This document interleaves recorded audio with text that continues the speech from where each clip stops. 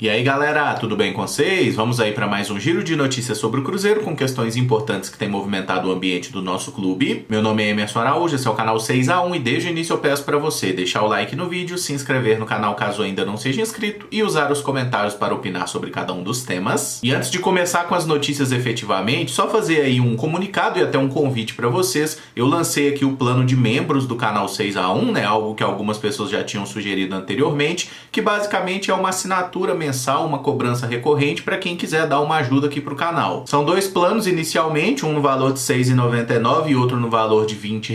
Esse que é um pouquinho mais caro dá direito também à participação de um grupo de WhatsApp, tá? Mas ambos têm aí alguns benefícios aqui dentro do canal, alguns emojis, alguma coisa assim. E todos que se tornarem membros do canal 6x1 vão ter o nome citados aqui, um agradecimento. E já vou começar com o primeiro membro que se inscreveu, que é o Henrique Fernandes, que aparentemente não é o comentarista da Globo, tá? Mas obrigado aí, Henrique, pela força. E peço essa moral então para todo mundo que puder e quiser ser membro aqui do canal 6x1. Acho que a maioria já sabe como funciona. Outros canais aqui do Cruzeiro no YouTube também têm ferramentas parecidas, né? Mas qualquer dúvida deixa aí nos comentários que a gente tá aí para esclarecer. O Cruzeiro fez um jogo treino nessa manhã de sábado contra o Boa Vista na Toca da Raposa e ficou num empate por 1-1. O nosso gol foi marcado pelo Rafael Sobis após bom cruzamento do Rômulo ainda no começo do trabalho. Os cariocas empataram em lance de bola parada na segunda etapa. Esse foi o time do Cruzeiro que iniciou o jogo treino, né? Fábio no gol, Cáceres, Joseph, Ramon e Matheus Pereira na defesa, Adriano, Matheus Barbosa e Rômulo no meio, Bruno José e Ayrton nas pontas e Sobis no ataque. No segundo tempo entraram jogadores como Lucas França, Flávio, Jadson, Marcinho, Felipe Augusto e Bissoli. O Cruzeiro teve bem mais a posse de bola, né? Controlou as ações, criou uma série de oportunidades, mas mostrou mais uma vez que velhos problemas persistem. Primeiramente a finalização, a gente perdeu muita chance clara de gol, e depois a marcação na bola aérea defensiva, porque o gol que a gente sofre foi justamente assim. A única novidade no time titular foi o glorioso Joseph, que tomou a vaga na defesa que era do Everton. E aquele papo que ele vinha para jogar como lateral direito não durou uma semana, porque logo no primeiro treino ele já aparece na zaga. E isso acaba sendo até ofensivo para a inteligência da torcida do Cruzeiro, sabe? E mais uma prova dessa compulsão que o clube criou de contar mentira para todo mundo, né? Todo mundo que olha a carreira do Joseph vê que ele não é lateral. Ele é zagueiro, ele é volante, ele sabe fazer esses dois papéis. Aí o Cruzeiro vai lá e fala, ele é lateral. O cara dá entrevista falando, eu sou lateral. O Cruzeiro, não, ele é lateral, bota na arte lá, lateral. Aí o cara chega, 3 dias depois, o primeiro treino que ele faz, zagueiro. E o Joseph não foi mal no jogo treino, inclusive o lance do gol inicia, né, numa virada de jogo, uma bola longa do Joseph no pé do Rômulo, Rômulo cruza, o Sobis faz o gol de cabeça, tá? A questão não é essa, ele pode ser até um jogador útil e a gente torce para que seja, mas é injustificável a moral que esse jogador chegou, passando na frente do Everton, que pode ter cometido falhas no Campeonato Mineiro, mas também deu bons indícios ali, e até do glorioso Brock, né, que foi contratado. Agora o Joseph passa na frente e a gente é obrigado a fazer novamente aquela pergunta, para que trouxeram o Brock? O Rômulo chegou da Itália ontem e já participou do treino de hoje como titular. Ele não jogou o tempo inteiro, o que era esperado, mas realmente chama atenção esse bom condicionamento físico de um atleta que hoje está completando 34 anos. Parabéns pro Rômulo, inclusive, tomara que ele faça aí uma grande temporada. Eu já falei umas 50 mil vezes aqui no canal que acho que o lugar dele não é como meia armador, é como segundo homem de meio campo, ali onde joga o Matheus Barbosa, mas na cabeça do Felipe Conceição não é assim, ele vai ser meia mesmo, e vamos torcer para que dê certo, né? Por mais que pareça que não vai dar. Na parte da tarde o time vai fazer outro jogo treino, dessa vez contra o Boa Esporte, e a expectativa é que sejam usados outros jogadores, tá? Talvez alguns que entraram no segundo tempo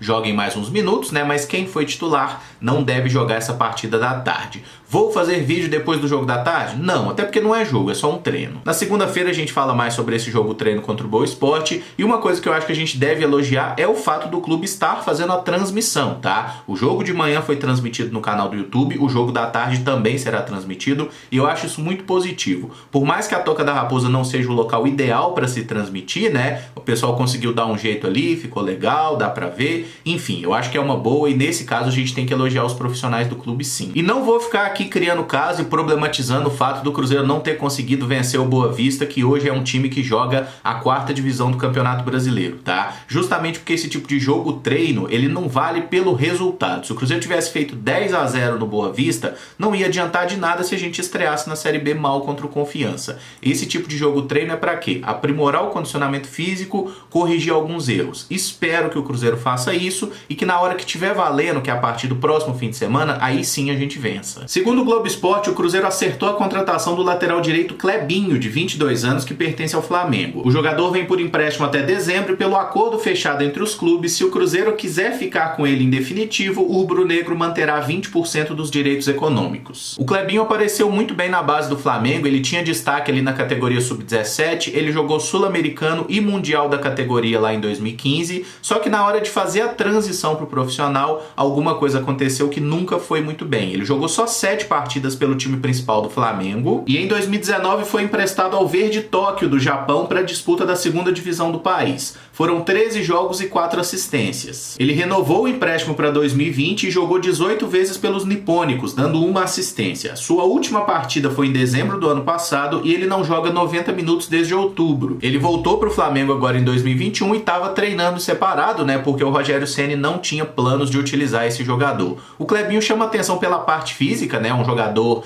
atarracado, digamos assim, né? Às vezes até dá a impressão que tá meio acima do peso, meio gordinho. Ele é muito baixinho, né? Menos de 1,65 m, meio parrudo. E eu não vou ficar esculhambando o rapaz que tá chegando não, porque eu imagino que ele vai tentar dar o seu melhor aí para ajudar o Cruzeiro e para ajudar a si mesmo, né? Para conseguir dar um bom rumo aí na sua carreira. Mas é realmente impossível entender a lógica desse tipo de contratação quando você tem jogadores ali para posição como o Giovani e como o Ramon Rocha, que estão no último ano de sub-20 e podem fazer esse papel de um lateral direito. Eu entendo que o Clebinho é uma aposta de risco baixo, né? Um jogador por empréstimo, se não der certo no final do ano, ele vai embora e segue o rumo dele. Mas ainda assim, vai tirar espaço de jogadores que têm potencial, que poderiam ser melhor aproveitados. E será que o Clebinho vai dar algum retorno? Eu não tenho a menor ideia. O Flávio chegou emprestado pelo América e na entrevista de apresentação revelou ser torcedor do Cruzeiro desde criança. Ele já participou de alguns minutos do jogo treino, disse ter preferência por jogar como primeiro volante e ter como inspiração o Toni Kroos do Real Madrid. Eu só espero que ele não vire titular do time na carteirada, né? Porque o Adriano hoje é um cara que merece totalmente a condição de titular que tem.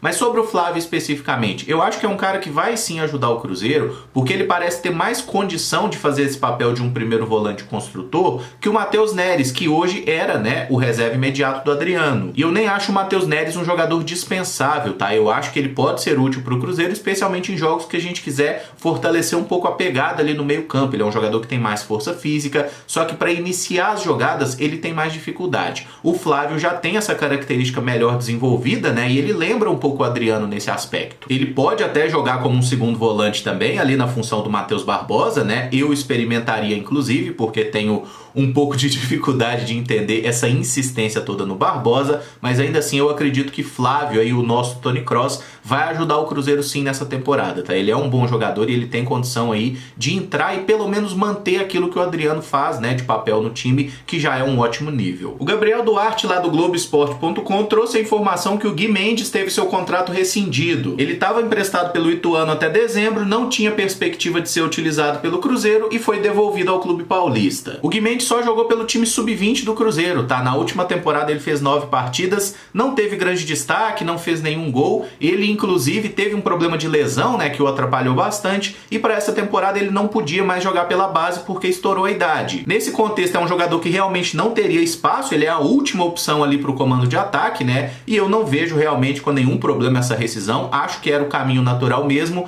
que ele possa seguir o caminho em outro clube, tanto que não era patrimônio do Cruzeiro, né? Então ele estava aqui só emprestado. Se não vai jogar, é melhor que ele volte para o Ituano para jogar lá ou para ser reemprestado para outro clube, que seja feliz aí. Para encerrar a questão do zagueiro Léo, tem uma matéria no jornal O Tempo dizendo que ele vai receber do Cruzeiro um valor superior a 10 milhões e meio de reais parcelado nos próximos 5 anos. Isso porque existem atrasos salariais e o atleta foi dispensado unilateralmente. Sabem quando eu falo aqui no canal que não existe esse negócio de dispensar jogador, de mandar o cara embora, porque isso é uma decisão estúpida. Você tem que tentar negociar o jogador ou fazer um acordo para uma rescisão amigável. E o caso do Léo é um ótimo exemplo disso. Não houve acordo, não houve rescisão amigável. Ele foi dispensado. E o que acontece? O Cruzeiro tem que pagar todo o salário que devia ao Léo até o final do contrato, em dezembro de 2022, como multa rescisória. O Léo ganhava mais de 400 mil reais, e eu concordo, esse valor é totalmente incompatível com o nível técnico que o Léo tem hoje, tá? Só que, qual que é o grande problema? Alguém do Cruzeiro concordou ou ofereceu esse salário pro Léo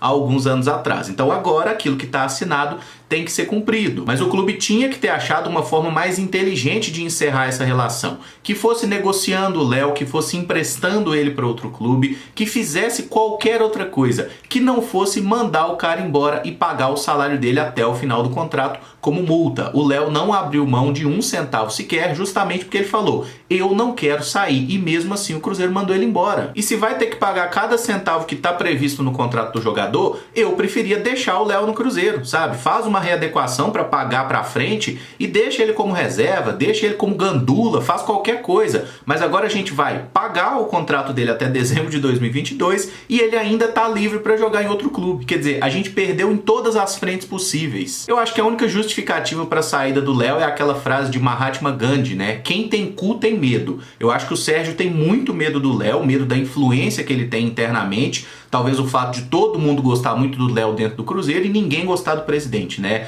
Talvez tenha alguma a ver com isso. Ele viu ali que era uma liderança que poderia, de alguma forma, atrapalhar a péssima liderança que ele faz do clube, e aí preferiu mandar o Léo embora de qualquer forma, e quem vai pagar a conta no final das contas não é o Sérgio, é o Cruzeiro, mais de 10 milhões e meio de reais. Indo para a base, o Sub-17 do Cruzeiro perdeu ontem para o Bahia por 1-0 em jogo realizado no Sesc Venda Nova. A preparação do time foi prejudicada por causa de um erro nos testes de Covid, que apontou que a gente teria 11 desfalques. Posteriormente, o laboratório confirmou que houve um erro, foram feitos novos testes e todo mundo pôde jogar. Acredito que isso certamente atrapalhou a concentração da equipe, né? Talvez até a preparação específica para o jogo, mas no final das contas, todo mundo jogou. Só o técnico, Mário Henrique, que acabou ficando de fora porque a contraprova dele demorou para sair. Mas ainda assim, caras, não tem muita justificativa para você fazer um jogo contra o Bahia, que era um time que ainda não tinha ganhado de ninguém, e o Cruzeiro foi lá e tropeçou.